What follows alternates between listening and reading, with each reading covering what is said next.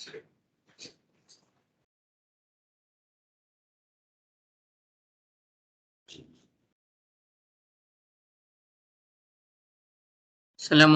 warahmatullahi wabarakatuh and a very good day.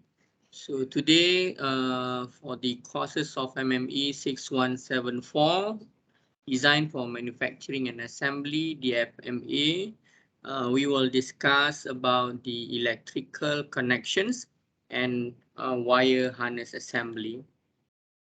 So in this topic, we will look into several subtopics.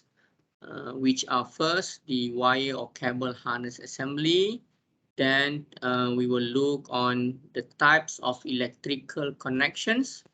Then the types of wire and cables used in the manufacturing and assembly. Also the preparation and assembly time and several case study on the analysis method. Okay, showing in this picture is a possible arrangements and terminology in the wire harness assembly. If you can see two different figures which are the terminology and also the principal operations. A completed harness assembly usually consists of a main trunk where multiple wires or cables are bundled and tied together. With individual wires or smaller bundles of wires leaving the main trunk at various points known as the breakouts. If you can see here in the figure of the terminology, it shows diagrammatically illustrates possible arrangements and terminology in the wires harness assembly. Meanwhile, next to it, the principal operations figure. It shows the principal operation involved, starting with the wire preparation, followed by harness assembly, and ending with installation in the product. Harnesses are usually constructed by manually laying out the individual wires or cables on a board that has a full-size schematic drawing of the harness mounted on its surface to guide the assembly worker. Also, the pegs or nails are positioned in such a way that the wires are constrained to run along the required path. During the construction, the ends of the wires must be held in position. If wires are to be terminated in a connector, then the connector may previously have been inserted into a receptacle mounted on the board in the correct position. The ends of the terminated wires are then inserted into the back of the connector. Sometimes, if the wires are sufficiently rigid, they are simply inserted into the connector, which does not need a positive location on the board. So the wire ends that are to be connected during installation in the product retained temporarily on the board. Usually this is often accomplished by the use of a helical spring mounted on the board with its axis horizontal and perpendicular to the direction of the wire. The assembly worker simply presses the wire end between the coils of the spring. Once all the wires or cables have been laid, sometimes referred to as laid in, they call it, they are bundled together using tie wraps. They call it the tie wraps, lacing or split conduit tubing, or they are bound with electrical tape. Usually, one assembly worker completes all the operation involved in the construction phase. However, the wire preparation usually requires special tools and is carried out in a separate earlier phase, so they do it earlier. In high volume situations, such as in the automotive industry, the assembly of cable harness may be carried out in assembly line fashion. If you can see here, this is a sequences of operations. So at various stages in manufacturing, each wire or cable must be cut to length, terminated, installed, and finally connected. The stage at which these operations are carried out is generally determined by the different complexity of the wiring installation or the wire harness assembly itself. So in these slides, you can see the illustrations of the sequence of operations for low, normal, and also high complexities. For low complexity, where only a few wires are necessary, the wire or the cables itself would first be cut to length and terminated. During the final assembly, they would be installed separately into the product and be connected. Meanwhile, for normal complexity, typically occurring in the automotive, TV, and computer industries, the wires usually would first be cut and terminated, then laid on a board and tied, laced or wrapped. After delivery to the product assembly station, they would be routed, connected, and finally secured. Then in the high complexity stages, it refers to the type of harness used in the aerospace or defense industry, which is more critical. Yeah? Here, the wire is arranged in position and then cut to length and terminated on the lay-in board. The degree of automation used in wire harness assembly depends on the complexity of the harness and also the quantity to be produced.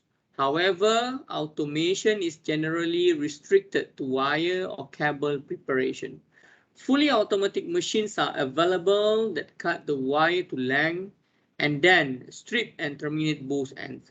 Such machines are typically employed in the automobile industry, but are finding increasing applications in lower volume production situations. More common is the semi-automatic procedure. Here, the assembly worker usually transfers the wires to a series of kind of a special machines where individual operations such as the cutting, stripping, and also crimping are performed. All the wire handling is performed manually. Although some robotic cells have been developed for harness assembly, usually this operation performed manually, even in high volume situations, such as those in the automobile industry. Finally, the installations is performed manually. Okay, in these slides, it shows the types of the electrical connections. So single conductors and cables are normally connected to terminal or connectors. The types of connection can be broadly classified into three categories as shown in this figure, which are the solder connections, low pressure connections, and also the high pressure connections.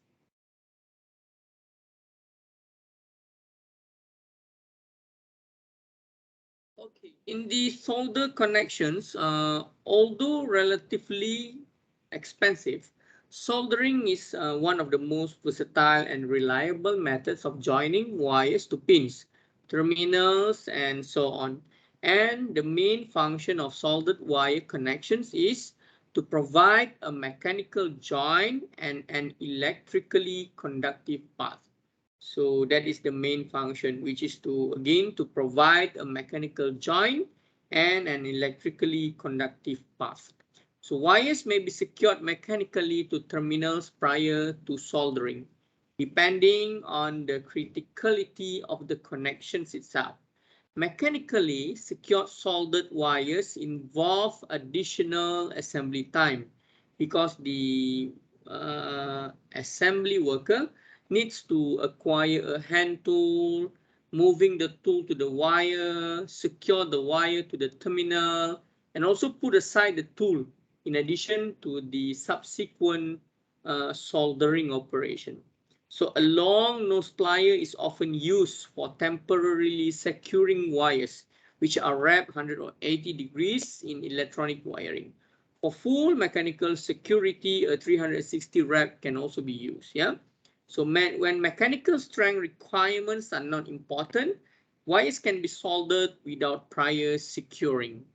As with all the lugs, for this type of connection, so the diameter of the wire should be slightly less than of the hole in the lug. The second category goes into the low pressure connections. Low pressure connections can be separated without the aid of a tool. So electrical and electronic connectors fall into this category. Yeah. So besides providing a good solid connection, connectors are particularly convenient when frequent disconnection and reconnection are required. So they also tend to minimize errors during servicing because the wires remain in the correct sequence when disconnected. So the general expectations from the low pressure connections are as follows. First, sufficient contact force for good conduction. Second, good cleaning action during assembly. Third, low resistance to mating of parts. Fourth, low wear on parts. Fifth, long life. And the last one is ease in connecting and also disconnecting. Some low pressure connections have difficulty in meeting all the criteria, all the 6 criteria stated before, as I mentioned before, yeah, all the 6 criteria. For reliability, the higher the contact force, the better the connection. On the other hand, higher forces make a multi-contact connector more difficult to connect and disconnect. Therefore, a compromise has to be maintained among the preceding criteria. Low pressure connections can be grouped by their construction, for instance, rectangular and circular connectors. One-piece cut-edge connectors and two-piece plug and receptacle connectors such as socket and PCB connectors are classified as rectangular connectors. With a one-piece cut-edge connector, the PCB foils extend to an edge of the board, which is inserted into the connector. Two-piece connectors come in the form of male and female half.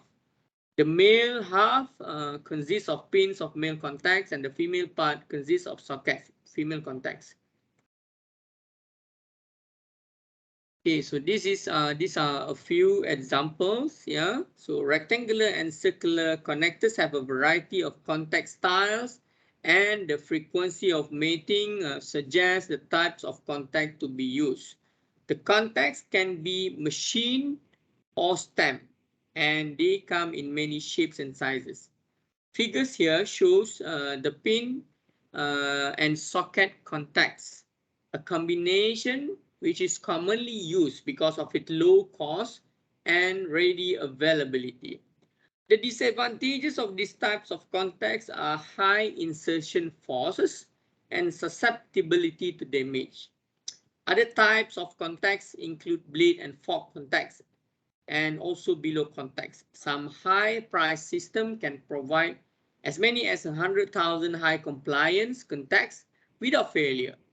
They are generally found on two-piece connectors. So the point to consider when choosing a connector are the types of conductors to be terminated, the assemblies to be connected, the number of contacts required, the final product function, and also the cost.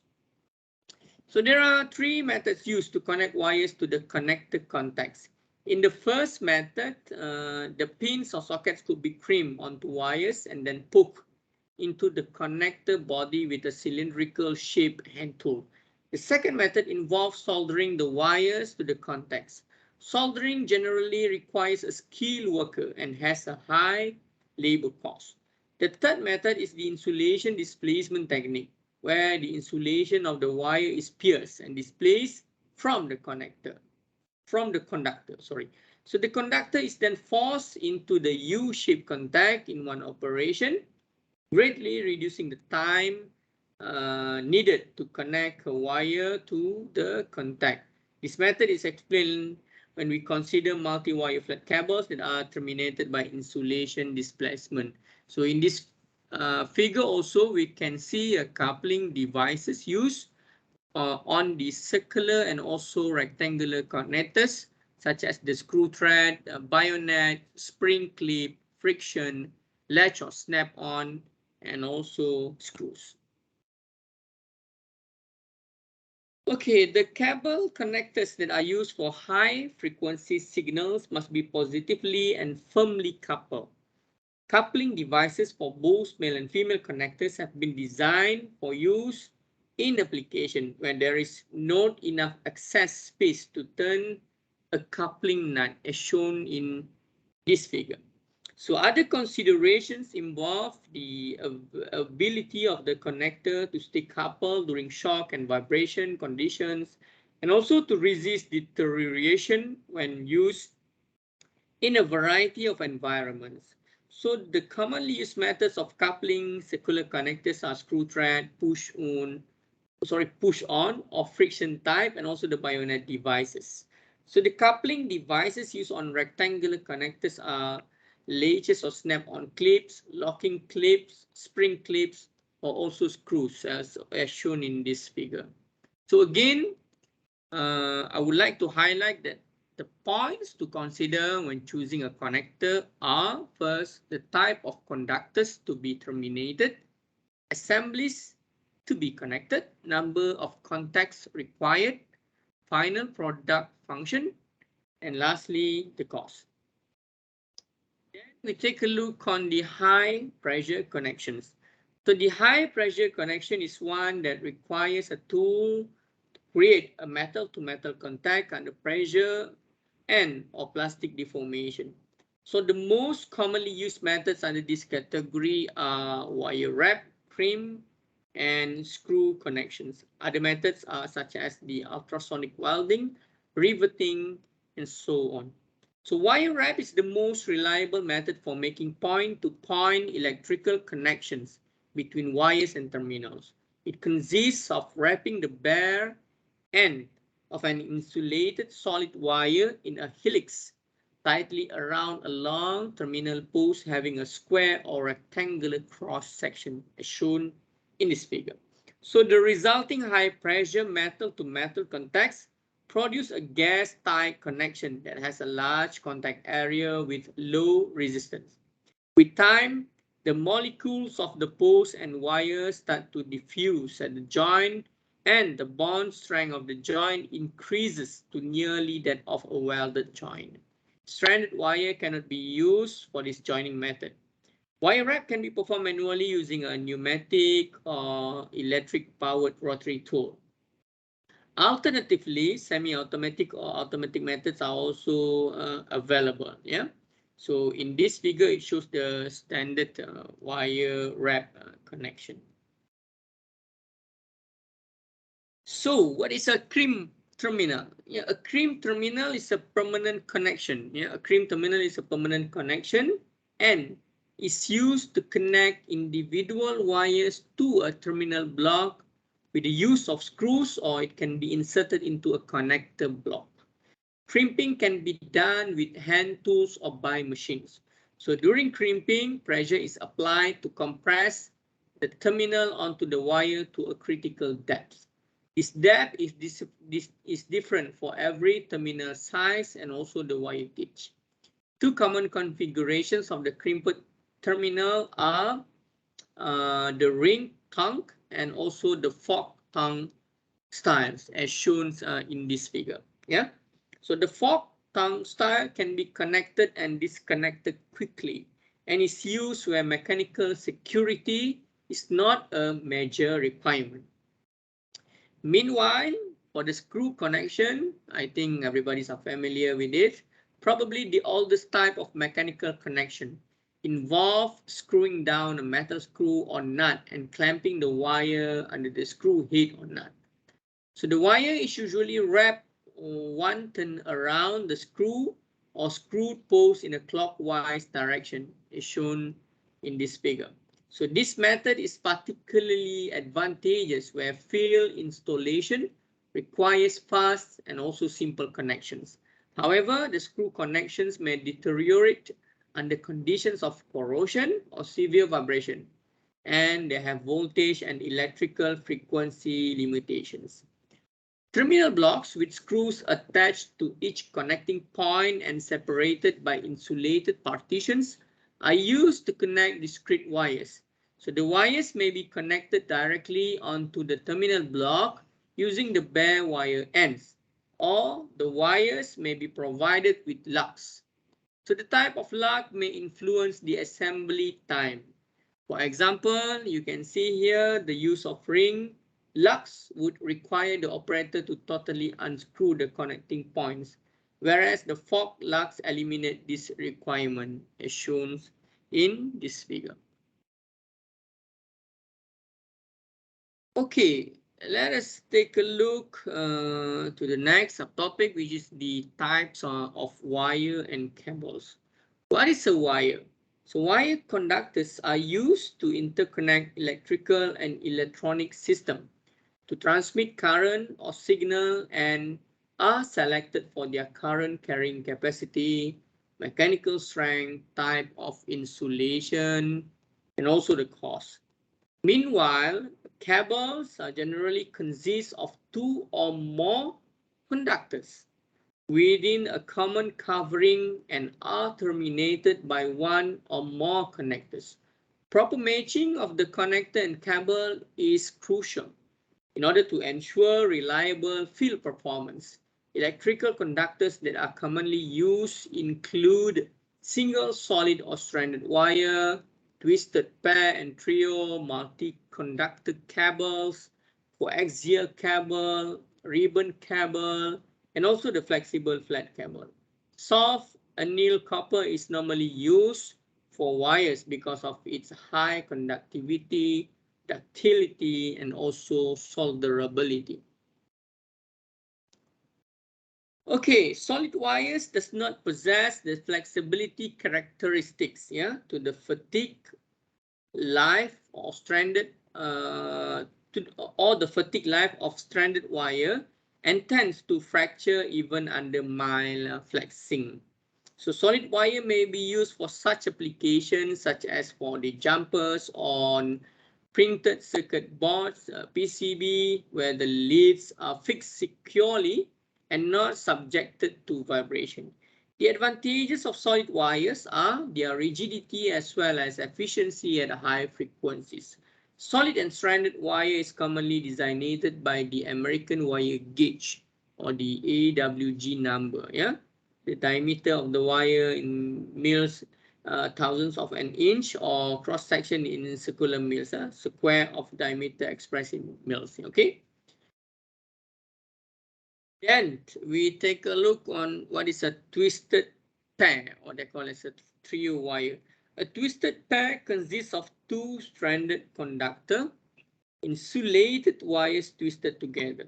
The number of twists per inch follows the engineering specification used in signal application. So the twists reduce noise similar to the hum in a radio. A twist trio is the same as a twisted pair except that it consists of three conductors.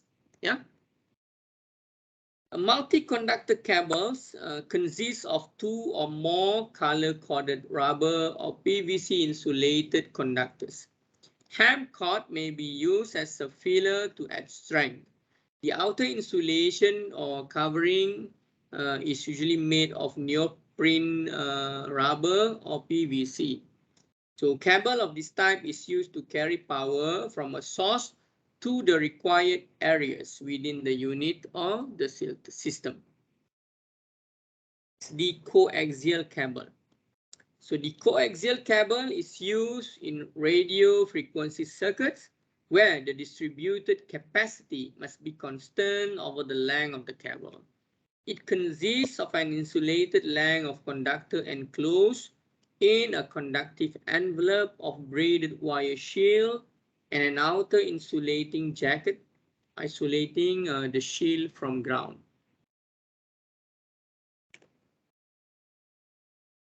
Next is the ribbon cable. Sometimes this ribbon cable is called flat cable, which consists of numerous conductors of the same gauge held side by side in flexible strips of insulation. The growing demand for the use of ribbon cables has resulted from the advantages of a faster insulation stripping and also mass termination at low cost.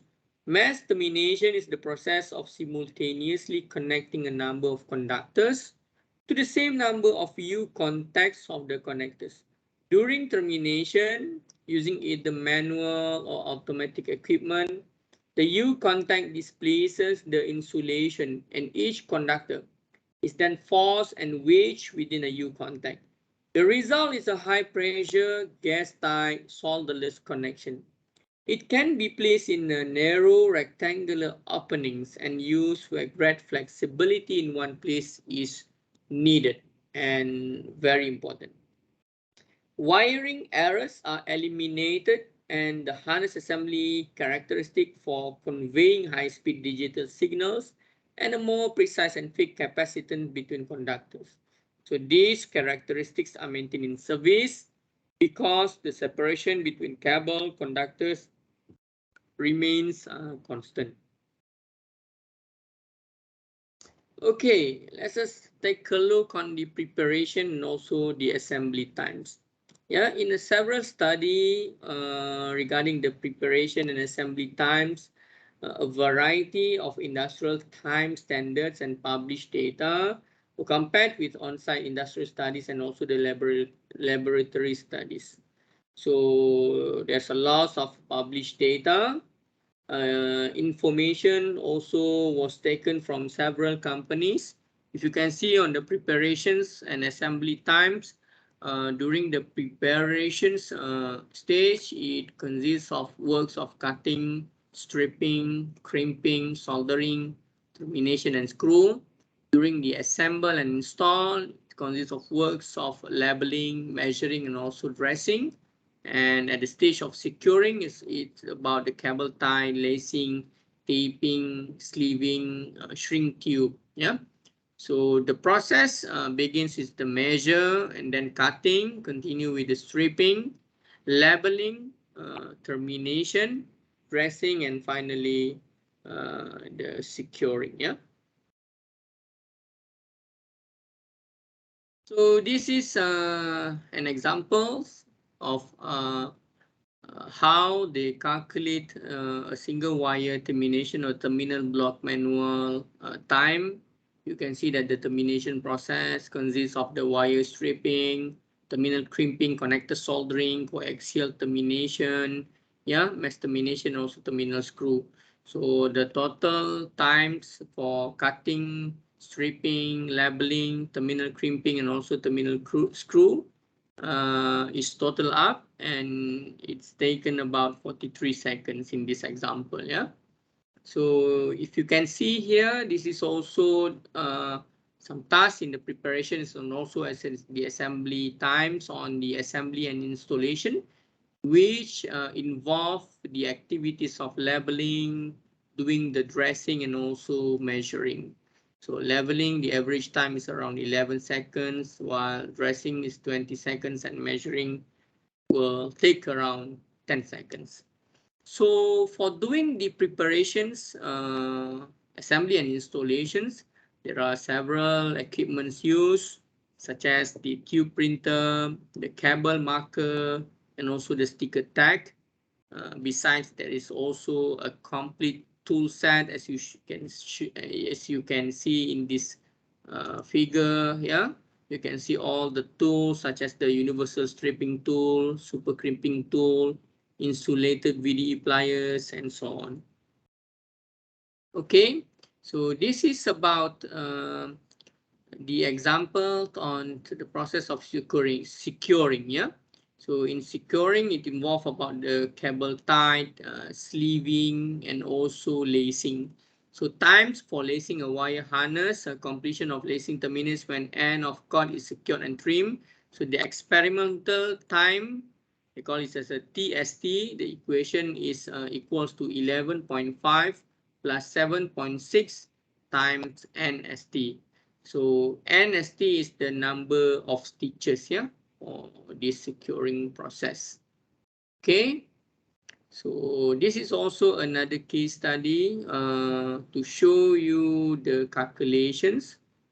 First, the process of the RJ45 terminal terminations, which consists of the cutting, stripping for 8 cables. So each stripping will take 3 seconds. So they have 8 cables. So it will took around 24 seconds, 3 times 8. And also the terminal crimping. So the total time for the RJ45 terminal termination is 30.6 seconds. Meanwhile, for the terminal block or the cable lock, it's also a semi-manual process. It consists of the activities on doing cutting, stripping, labeling, terminal crimping, and also terminal screw. So if you can see here, so the total times needed to complete this process, as the quantity is 7. So it's equal to all the time needed for each process times by 7. So it requires around 273 seconds. So the total assembly times is the total amount of time taken to complete the RJ45 terminal terminations, and also the terminal block, which is around 5 minutes and 3.6 seconds. So I think that's all for this topic. So thank you.